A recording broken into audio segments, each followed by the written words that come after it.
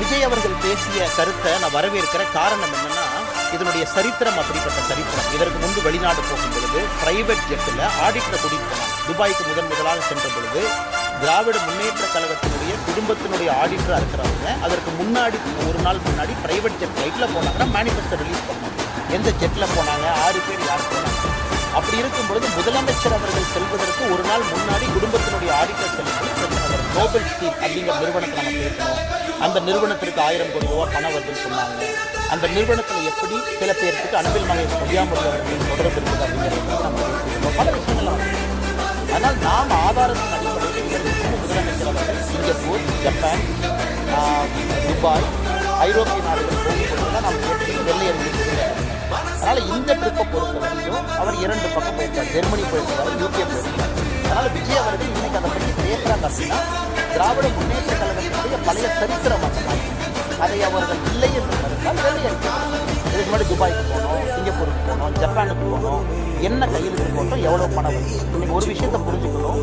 எல்லா நிறுவனங்களும் make in India திட்டத்தின் மூலமாக, மத்திய அரசு மூலமாக, பிஎல்ஐ மூலமாக ஒரு மாநிலத்துக்கு வர்றாங்க. அவங்க வருவேன் என்று சொன்ன பிறகு இங்க இருக்கக்கூடிய இன்வெஸ்ட் தமிழ்நாடு போய் அவங்க கிட்ட ஒரு பில்லை போட்டு முதலமைச்சரை போய் போட்டோ எடுப்பதற்காக இந்த அமரவை போட்டோ எடுப்பது இவர்கள் கொண்டு வந்த முதலீடா அல்ல அந்த நிறுவனங்கள். நான் ஒரு விஷயம் புரிஞ்சுக்கணும்னா, ஒரு மல்டிநேஷனல் கம்பெனி ஒரு முதலமைச்சர் போராடுறதா 100 கோடி போட மாட்டாங்க, 500 கோடி போட மாட்டாங்க. ஒரு வருடத்திற்கு முன்பே முடிவு செய்வாங்க, அடுத்த ஆண்டு எக்ஸ்பான்ஷனுக்கு நான் பணம் போடணும். ஸோ மேக் இன் இந்தியா திட்டத்தின் மூலமாக வரக்கூடிய பணத்திற்கு இவங்க பண்ணுறாங்க. நேற்று பாருங்க 30,000 கோடி கப்பல் கட்டுமானத்துக்கு யார் கொடுக்குறா? கொச்சின் சொல்கிறார். மத்திய அரசு நிறுவனம் மத்தான் கொடுக்கிறார். அது மத்திய அரசு நிறுவனம். மத்திய அரசு நிறுவனம் நீ தமிழ்நாட்டில் பணம் போட்டாங்க அது இவ்வளோ கொண்டாடுவது தவறு கிடையாது. மத்திய அரசினுடைய நிறுவனத்தினுடைய பணம் சொல்வது என்ன பிரச்சனை என்ன? 30,000 கோடி கப்பல் கட்டுமானத்திற்காக வரக்கூடிய பணம் பப்ளிக் செக்டர் யூனிட் பிஎஸ்யூ மத்திய அரசு அதையும் சொல்ல மாட்டாங்க. அதை மறைச்சு தனியார் நிறுவனம் வேறொரு நிறுவனம் டிஆர்பி ராஜா ட்வீட்டை பாருங்க. 30,000 கோடி எங்கிருந்து வந்தாங்க? மத்திய அரசுடைய பிஎஸ்யூ தான் யாரும் பணம் கொடுத்தாங்க. எல்லாத்தையும் மறைச்சு வண்டி அதன் அடிப்படையில் திரு விஜய் அவர்கள் பேசியிருக்காங்க.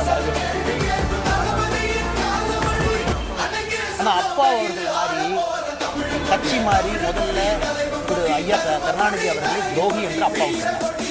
மோசக்காரன் அப்பாவும் சொன்னார். இன்னைக்கு அதே அப்பா அவர்கள் இந்த ஸ்பீக்கராக பார்த்துருக்காங்க. இந்தியாவில் ஸ்பீக்கர் அரசியல் செய்கிறாருன்னா முதல் இடத்துல அப்பாவும் தான். இன்னைக்கு சட்டமன்றத்தில் உண்மையை சொல்வதற்கு முதலமைச்சர் பேசுவதை விட திமுகவுக்கு ஆதரவாக அப்பாவும் தான். யாராவது பாரதிய